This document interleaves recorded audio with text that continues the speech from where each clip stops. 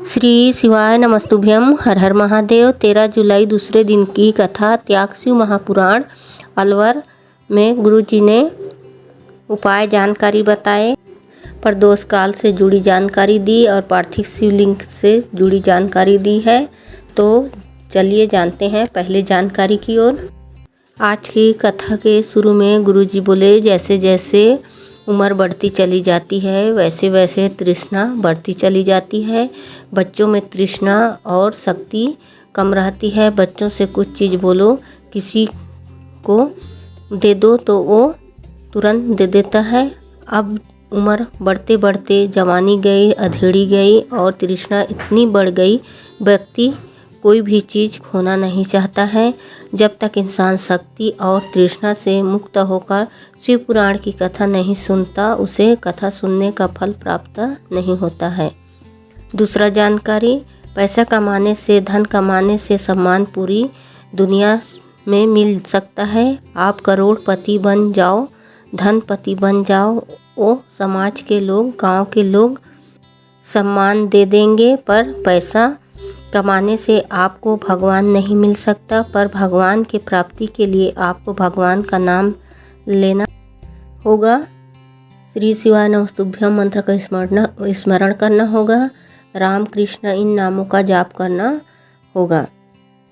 तीसरा जानकारी, मंदिर जाओ, देवालय में जाओ, शिवालय में जाओ या सत्संग में जाओ या भगवान के भक्ति प्राप्त करने के लिए जा रहे हो तो इस बात का आपको ध्यान रखना है, आपके मुंह से गलत शब्द नहीं निकलना चाहिए, मुख से अपशब्द नहीं निकलना चाहिए, अपने मुख से किसी की बुराई नहीं निकलना चाहिए।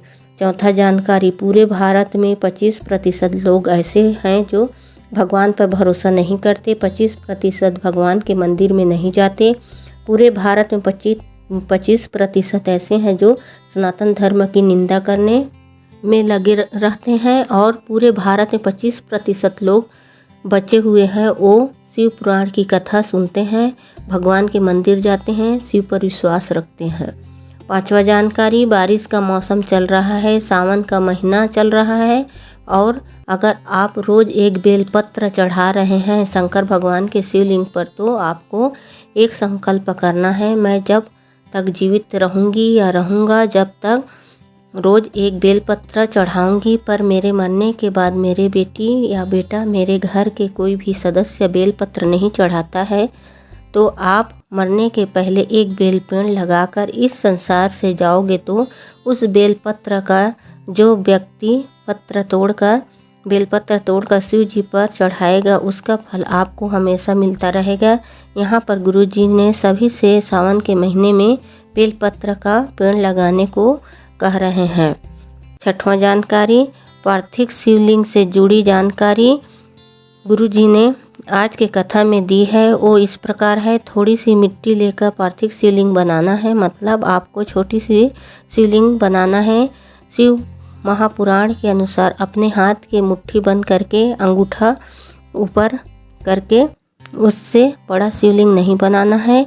इस बात का ध्यान रखें, जितना छोटा शिवलिंग आप बनाओगे उतना अधिक फल आपको प्राप्त होने वाला है। तो आप थोड़ी सी मिट्टी में ही शिवलिंग बना लीजिए, छोटा सा शिवलिंग बना लीजिए। सातवां जानकारी, सतयुग, द्वापर युग और त्रेता युग में कुल 24 बार भगवान पृथ्वी पर आए हैं, पर इस कलयुग में भगवान 55 बार पृथ्वी में आ चुके हैं।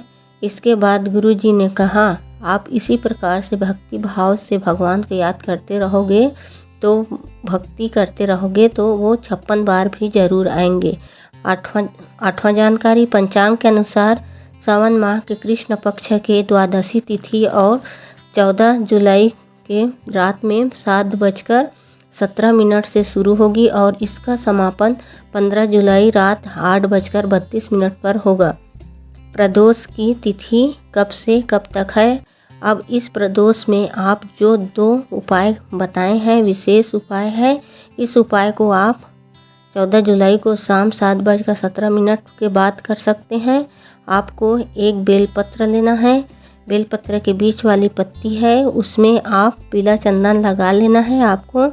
उसके बाद आपको एक अक्षत का दाना, एक चावल का दाना उस पर रख देना है और अपनी कामना करते हुए आपको वो बेलपत्र शिव जी के शिवलिंग पर श्री शिवाय नमस्तुभ्यम बोलते हुए अर्पित करना है। बेलपत्र की जो डंडी है उसका मुख जलाधारी की ओर हो, इस तरीके से आपको बेलपत्र अर्पित करना है। आपको इतना ही करना है।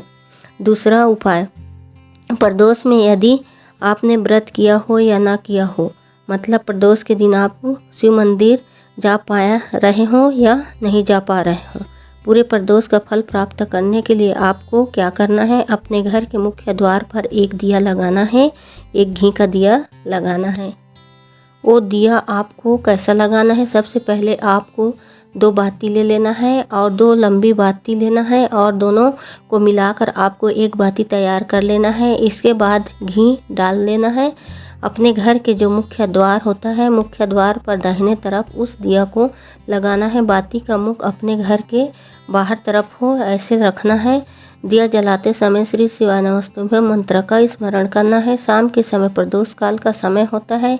ये उपाय आपको 14 जुलाई की रात में भी कर सकते हैं और 15 के शाम को ही कर सकते हैं।